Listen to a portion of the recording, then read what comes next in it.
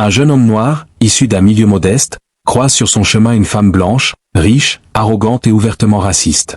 Convaincu qu'il ne pourra jamais s'élever au-dessus de sa condition, elle lui lance un défi humiliant, persuadée qu'il échouera. Mais ce défi deviendra l'étincelle qui transformera sa vie. À force de travail, d'intelligence et de courage, il relèvera le défi, surmontera toutes les barrières sociales et raciales, et finira par bâtir un empire qui le propulsera au rang de milliardaire. Le soleil se levait à peine sur la petite ville où vivait Amadou, un jeune homme noir d'accent grave peine 24 ans.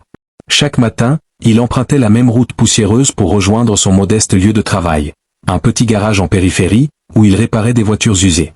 Son salaire était maigre, à peine suffisant pour aider sa mère malade et payer le loyer de leur minuscule appartement. Mais dans son regard brillait une flamme, une force silencieuse, comme si quelque chose de grand se préparait en lui. Amadou n'était pas de ceux qui se plaignent. Il travaillait, il observait, il apprenait. Ses mains calleuses portaient la marque de longues journées de labeur, mais son esprit bouillonnait d'idées. Dans les rares moments de répit, il lisait des livres sur l'économie, le commerce, la psychologie des grands leaders. Il rêvait d'un avenir meilleur, même si le monde semblait vouloir lui rappeler chaque jour qu'il n'était qu'un fils d'ouvrier, destiné à rester dans l'ombre. Un soir, alors qu'il fermait le garage, il entendit un vacarme au loin, des rires, des éclats de voix, des moteurs vrombissants. C'était une réception donnée dans la grande villa qui dominait la colline. Là vivait Madame Devrault, une femme blanche issue d'une famille richissime, connue pour ses affaires dans l'immobilier et son caractère hautain. Elle incarnait le pouvoir et le mépris, et ne se cachait pas de ses préjugés envers ce qu'elle considérait comme inférieur. Amadou, par curiosité, s'arrêta devant les grilles. Les voitures de luxe défilaient, les invités en tenue élégante franchissaient le portail doré. Il observa un instant, fasciné par ce monde qui lui paraissait inaccessible, puis reprit sa route. Mais ce soir-là, le destin allait croiser son chemin d'une manière brutale. Alors qu'il marchait, une des voitures de la réception, une Maserati rutilante, eut un pneu crevé à quelques mètres de lui. Les invités se mirent à paniquer, ne sachant que faire. Amadou, sans hésiter, s'approcha pour proposer son aide. Ses mains habiles changèrent le pneu en un temps record, sous les yeux d'un petit groupe de convives intrigués. Mais au lieu d'un merci sincère, il eut droit à des murmures condescendants. Puis, une voix sèche s'éleva. « Alors c'est toi, le petit mécanicien du coin ?» demanda Madame Devrault en le fixant d'un air glacé. Amadou hocha la tête, poli. « Oui, madame. J'ai simplement voulu aider. » Un silence pesant s'installa. Les invités, verre à la main, observaient la scène. Madame Devrault esquissa un sourire moqueur, comme si une idée venait de germer dans son esprit. « Tu sembles habile de tes mains. Mais dis-moi, penses-tu vraiment que quelqu'un comme toi pourrait un jour posséder une de ces voitures, ou même entrer dans ce monde-ci ?» Amadou soutint son regard, sans arrogance, mais avec une fermeté tranquille. « Je crois que tout est possible quand on travaille dur, madame. » La femme éclata d'un rire cruel. Les invités l'imitèrent. Puis elle lança, presque comme une provocation. « Très bien, jeune homme. Puisque tu crois en tes rêves, relevons un défi. Tu dis que tout est possible ? Prouve-le. Je te donne 5 ans. Oui, 5 ans pour me montrer que tu n'es pas seulement un petit mécanicien de banlieue.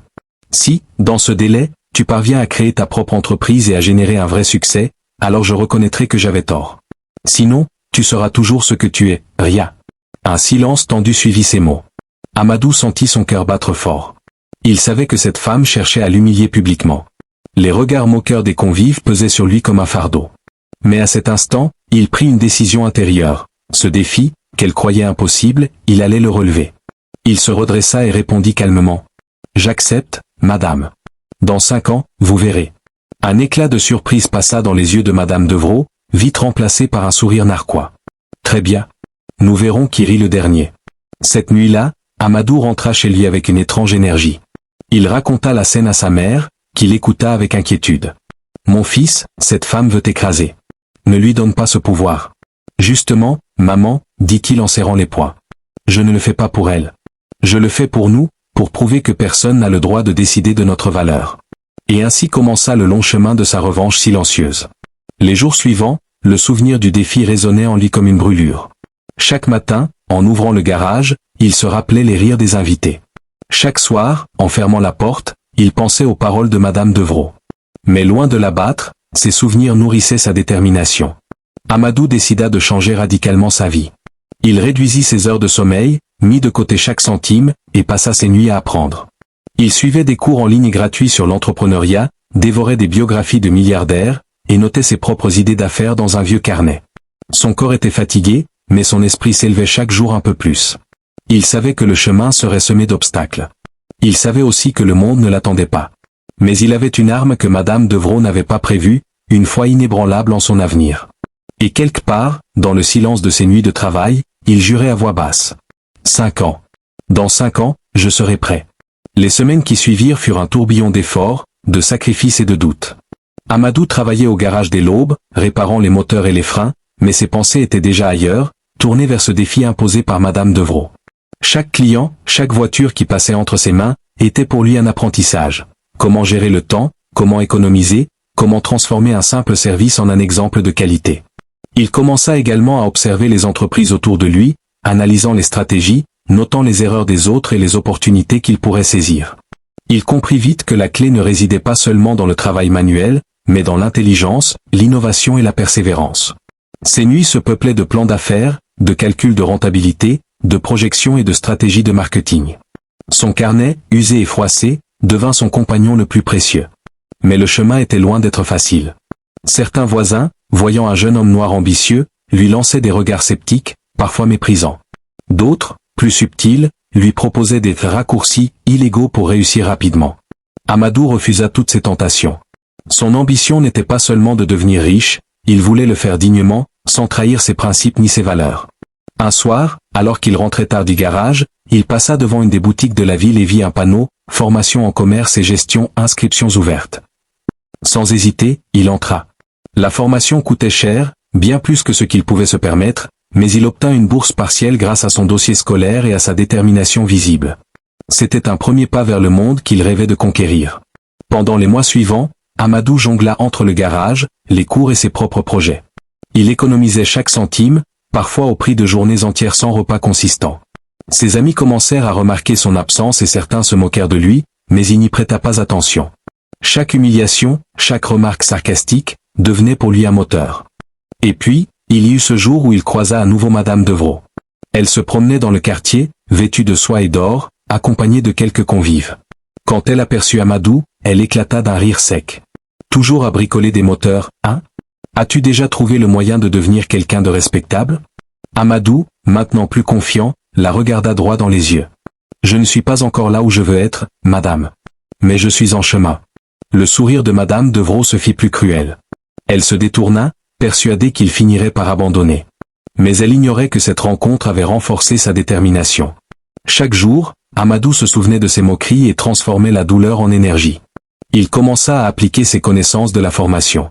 Il créa de petites initiatives locales, vente de pièces automobiles à prix réduit, services de réparation à domicile, conseils personnalisés pour les clients. Chaque succès, même minime, était une victoire sur le doute, sur la pauvreté et sur les préjugés. Il bâtissait lentement sa réputation de jeune homme fiable, intelligent et ambitieux. L'un de ses premiers grands défis arriva lorsque le garage pour lequel il travaillait fut menacé de fermeture. Le propriétaire, dépassé par les dettes et la mauvaise gestion, envisageait de vendre le terrain. Amadou proposa un plan de restructuration, basé sur l'optimisation des services et la diversification des clients. Contre toute attente, le propriétaire accepta. Grâce à l'application de ces méthodes, le garage commença à prospérer. Ce succès local devint le premier pas vers quelque chose de plus grand. Mais il y avait aussi des échecs. Des investisseurs refusèrent ses propositions, des partenaires le trahirent, et plusieurs fois il se retrouva au bord de la faillite. Ces moments furent les plus difficiles. Certaines nuits, il s'effondra en larmes dans sa petite chambre, fatigué et découragé. Mais au fond de lui, la promesse qu'il s'était faite résonnait plus fort que tout, 5 ans, et il prouverait sa valeur. Au fil du temps, ses efforts attirèrent l'attention. Un mentor, entrepreneur local d'origine africaine, remarqua son intelligence et sa ténacité. Il l'invita à le rejoindre dans un projet plus ambitieux, créer une entreprise de distribution automobile à l'échelle régionale. Amadou accepta, voyant là une opportunité unique de mettre en pratique tout ce qu'il avait appris.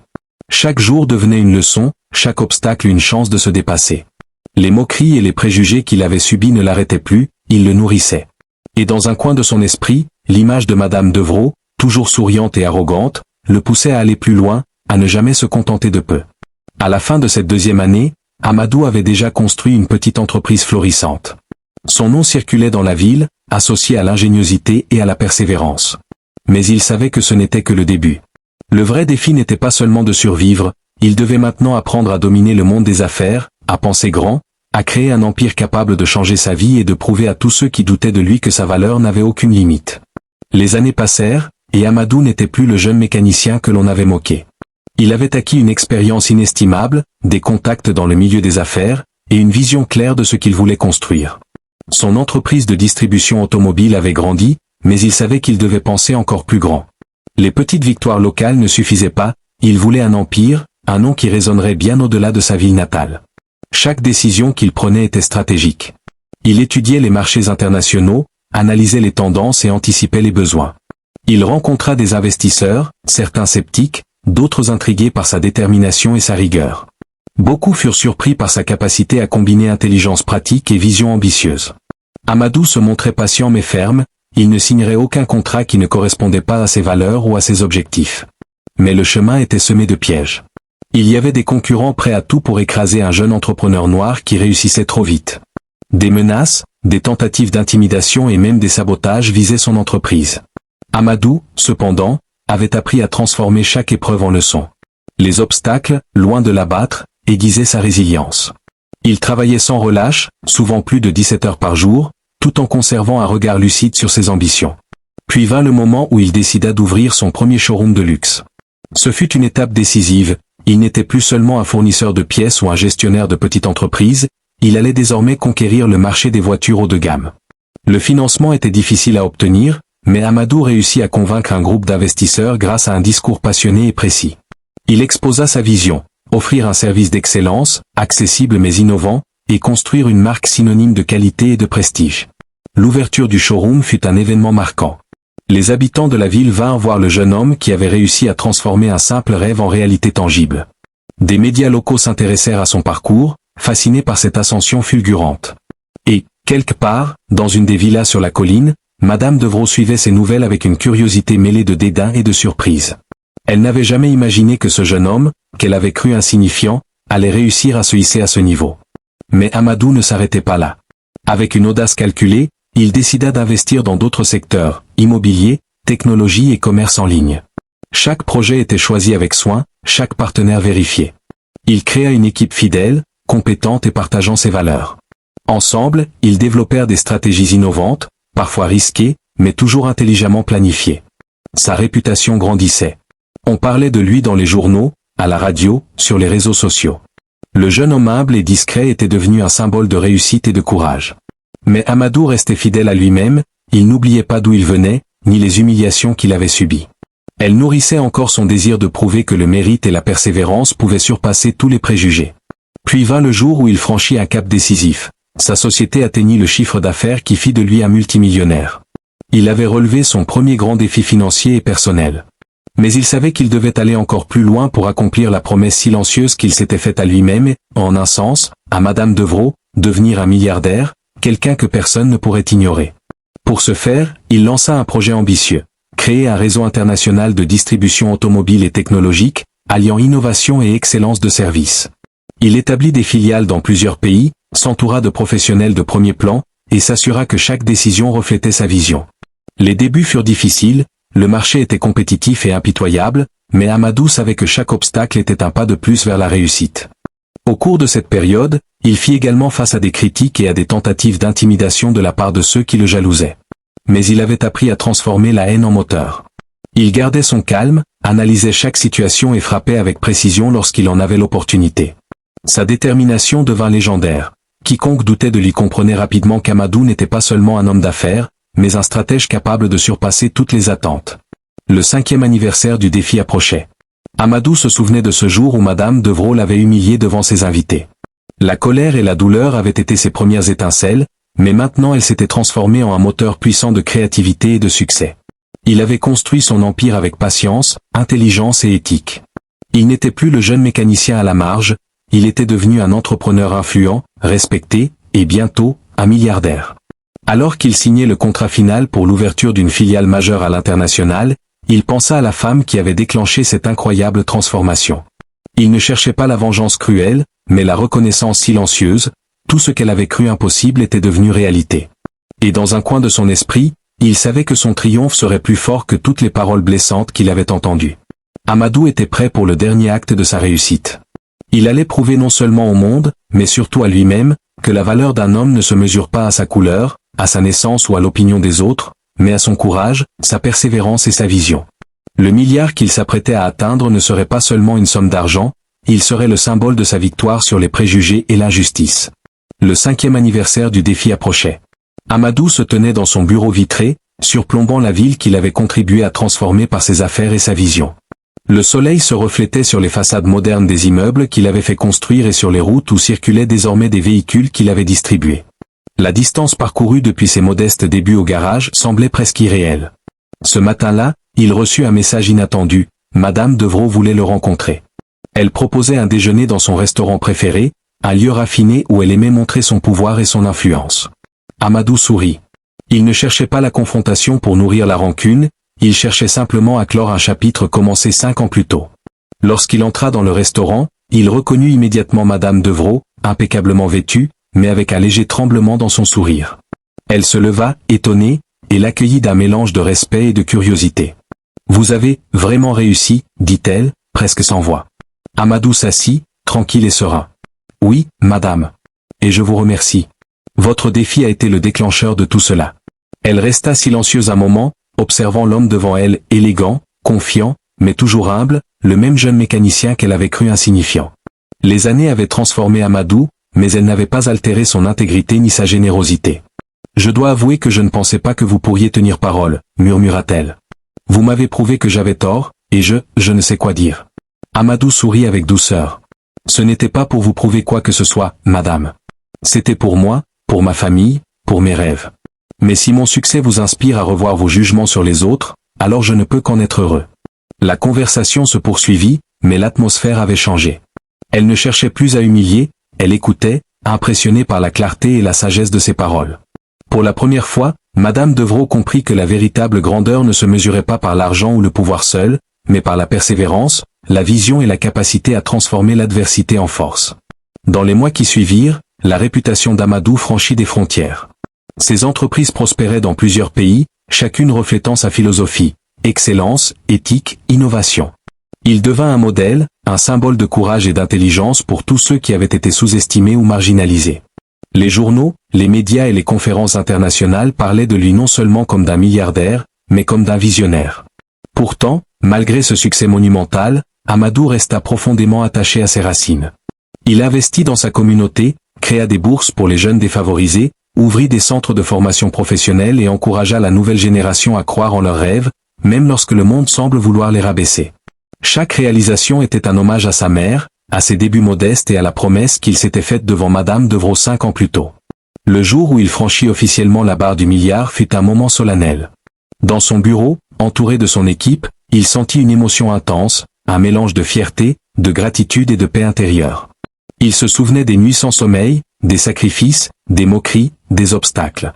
Et maintenant, le fruit de son travail éclatait en une réalité tangible. Quelques semaines plus tard, il invita Madame Devrault à une conférence publique, où il allait raconter son parcours devant un large public. Elle était assise au premier rang, cette fois non pas comme une adversaire, mais comme une spectatrice fascinée par l'homme qu'elle avait sous-estimé. Amadou monta sur scène, regardant la foule. Sa voix, claire et posée, résonna. « Il y a 5 ans, une personne a douté de moi, douté de mes capacités simplement à cause de mon origine. Elle pensait que je n'avais aucune chance. Mais aujourd'hui, je suis ici pour dire que la valeur d'un être humain ne se mesure pas par ses origines, sa couleur de peau ou le regard des autres. Elle se mesure par la persévérance, le courage et la détermination à transformer les obstacles en opportunités. » Un silence respectueux suivit ces mots. Madame Devrault, émue, inclina la tête, reconnaissant en silence la grandeur d'Amadou. Elle avait cru le briser, il l'avait transcendé. Le temps passa, et Amadou continua à bâtir son empire. Chaque acquisition, chaque innovation, chaque projet reflétait sa vision et ses valeurs. Il ne chercha jamais à écraser ses adversaires, il se concentra sur son excellence et son impact. Et avec chaque réussite, il inspirait ceux qui avaient été marginalisés ou sous-estimés à croire en leurs propres capacités. Son nom devint un symbole d'espoir et de résilience. On racontait son histoire dans les écoles, dans les entreprises et dans les médias, non pas seulement comme celle d'un milliardaire, mais comme celle d'un jeune homme qui, face au mépris et au racisme, avait choisi de répondre par le travail, la dignité et la persévérance. Et, dans le silence de ces soirées, quand il repensait à ce défi lancé par Madame Devrault, il souriait. Ce n'était plus une source de douleur ou de colère, mais un rappel de ce que la foi en soi et l'effort constant pouvaient accomplir. Il avait relevé le défi, dépassé toutes les attentes, et construit non seulement un empire financier, mais une vie pleine de sens et de respect. Amadou avait prouvé une vérité universelle. La grandeur n'est pas donnée, elle se construit. Et dans chaque regard admiratif, chaque jeune rêveur inspiré par son parcours, il savait que son succès avait un sens bien plus profond que l'argent, il était le triomphe de la dignité, de la persévérance et du courage face à l'injustice. Le jeune homme noir que l'on avait méprisé n'était plus seulement riche. Il était une légende vivante, un exemple de ce que l'on peut accomplir lorsque l'on refuse de laisser le monde définir sa valeur. Et ainsi, son nom résonna à jamais, comme un symbole de victoire sur les préjugés et d'élévation par la force de l'esprit.